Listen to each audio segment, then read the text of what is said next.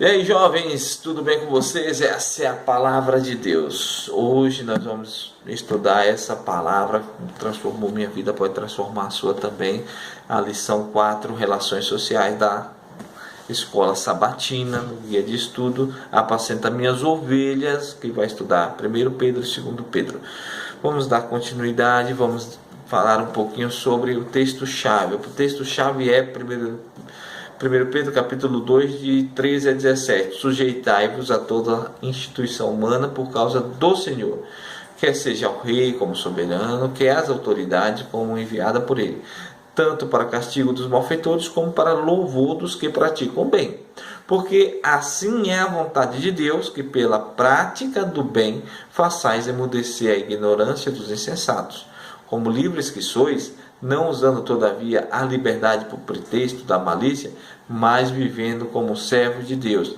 Tratai todos com honra, amai os irmãos, temei a Deus, honrai o rei.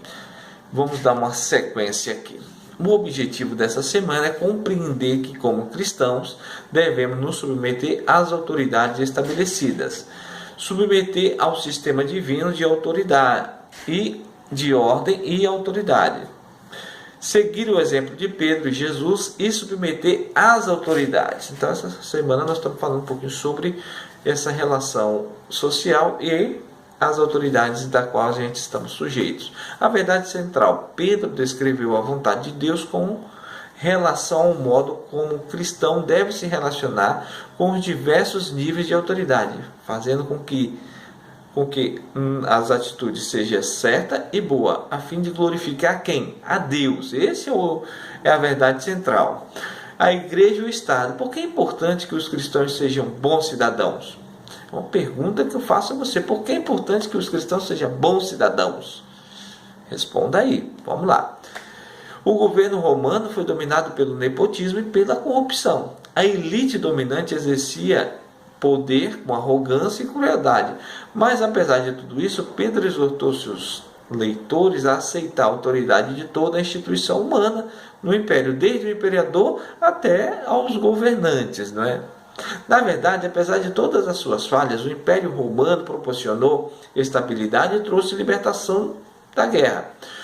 Sua justiça era severa, mas era baseada no Estado de Direito. Os governantes romanos construíram estradas e estabeleceram um sistema monetário que atende às necessidades militares. Ao fazer isso, Roma criou um ambiente que possibilitou o crescimento da população e fez com que ela, em muitos casos, prosperasse. Visto por esse prisma, os comentários de Pedro sobre o governo fazem sentido. Vamos dar mais uma observada. Senhores e escravos. Como podemos aplicar à nossa vida o que Pedro escreveu nessas passagens bíblicas? A palavra oiketes, traduzida como servo ou escravo, em 1 Pedro capítulo 2, verso 18, era usada especificamente para referir escravos domésticos. A palavra mais comum para escravo é doulos, foi empregada em Efésios capítulo 6, versículo 5, uma passagem bíblica que dá conselho semelhante aos escravos. Vamos dar. A liberdade de um escravo podia ser comprada, a famosa carta de alforria. Nesse caso, eles se tornavam redimidos. Paulo e Pedro usaram esse termo para descrever o que Jesus fez por nós lá na cruz do Calvário. Lá na cruz, Jesus comprou eu e você com seu próprio sangue, nos libertou da escravidão do pecado, né? É importante lembrar que grande parte dos primeiros cristãos era de origem escrava, né? Sendo assim, eles eram reféns de um sistema que não podia mudar. Aqueles que tinham a felicidade de ter senhores, ou, na verdade, não a felicidade, mas a infelicidade de terem senhores duros e injustos, se encontravam em situações particularmente difíceis.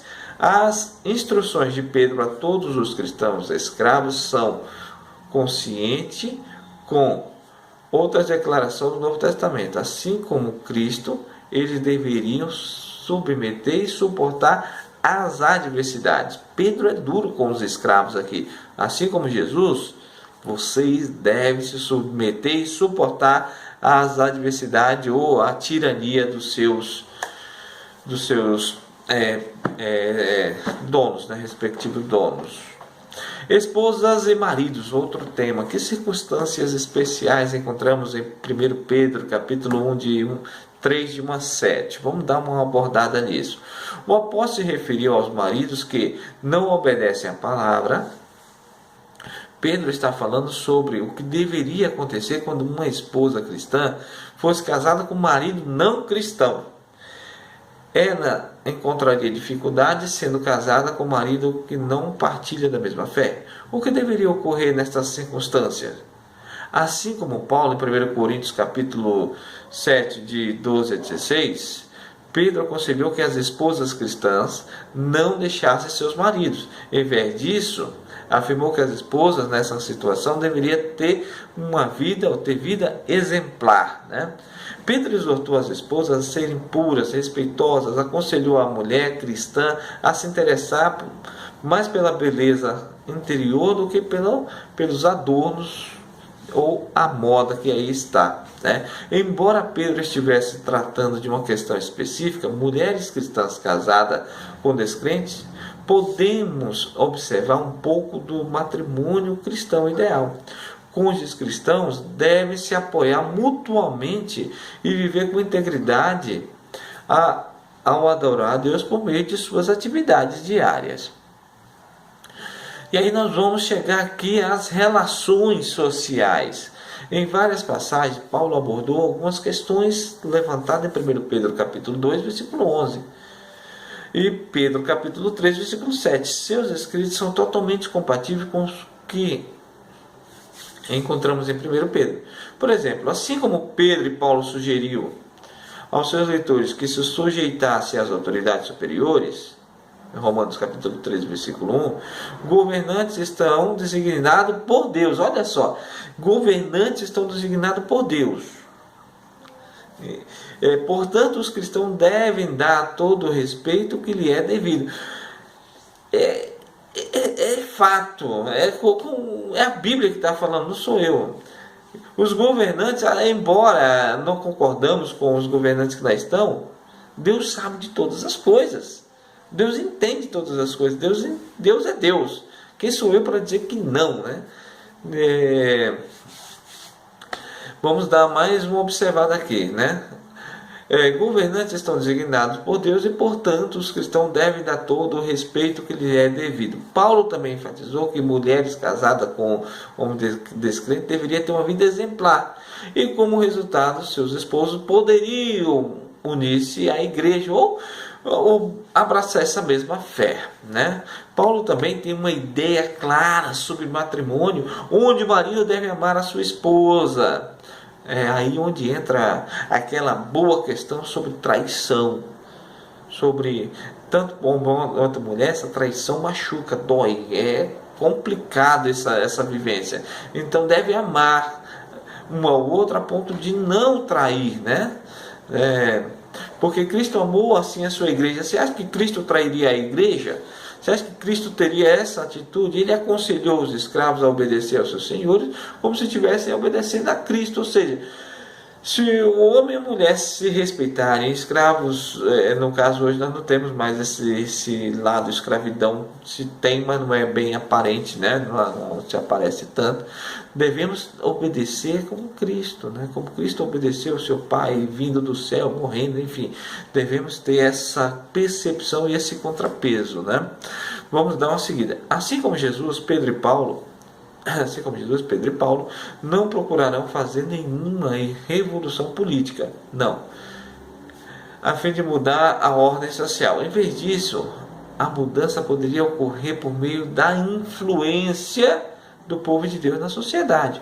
Nós, como povo de Deus, devemos fazer a diferença em nosso bairro, em nossa cidade, nosso estado, em nosso país, e na nossa rua, e começando em nossa casa. Como cristão, devemos começar a ser influência ali. Nós não devemos que mudar através das pessoas. Não, tem que ser mudança de mim para que as outras pessoas vejam a minha atitude e a essa atitude traga algum tipo de mudança, né? Vamos lá. O cristianismo e a ordem social. Vamos dar uma observada nisso. Embora soubesse que os governantes e as instituições humanas eram falhas e corrompidas, apesar de suas más experiências com governantes e líderes religiosos, se tem uma pessoa que pode falar sobre líder de governos, é Paulo, que ele sofreu açoite, sofreu muito. E ele exorta, exorta que os primeiros cristãos se submeteram às autoridades humanas. Eles se submeteram, sofreram o que sofreram. E nós, na medida do possível, desde que os cristãos devem ser cidadãos, que é exemplar, desde que nós como cidadãos temos que dar exemplo e, acima de tudo, ter a palavra de Deus como a nossa regra áurea. Vamos dar mais uma seguida aqui. Quando Pedro diz: mais importa obedecer a Deus que aos homens, Pedro não está sendo hipócrita, dizendo uma coisa e fazendo outra. Quando se trata de obedecer a Deus ou a qualquer ser humano, a escolha dele foi clara. Entretanto, até chegar a esse ponto onde você é obrigado a escolher. Quando questões morais estão em jogo, o cristão deve promover legalmente as mudanças sociais que refletem os valores e ensinamentos de Jesus. Vamos concluir então essa lição. Primeiro, se seguimos o exemplo de Jesus e de outras pessoas piedosas das Escrituras, veremos que Deus estabeleceu vários níveis de autoridades, aos quais são chamados para submeter apropriadamente de acordo com a sua vontade e não a minha. É por causa do Senhor que nós obedecemos às autoridades e a Ele mesmo. Então, queridos, nesta lição, nós vamos dividir as coisas. Devemos ter a grande consciência de que a Bíblia está sobre todas as coisas, segundo as autoridades. Infelizmente, no Brasil nós não temos uma autoridade exemplar, mas devemos a essas autoridades, assim como Pedro nos exorta, todo respeito a eles. E se eles erram, eles vão pagar. Tenho certeza disso. Deus não deixa passar nada em branco. Que Deus ele possa nos abençoar, nos guardar e nos proteger. Vamos orar. Senhor Deus, muito obrigado pelo estudo desta lição dessa semana. Que o Senhor faça diferença em nossas vidas. Em nome de Jesus. Amém.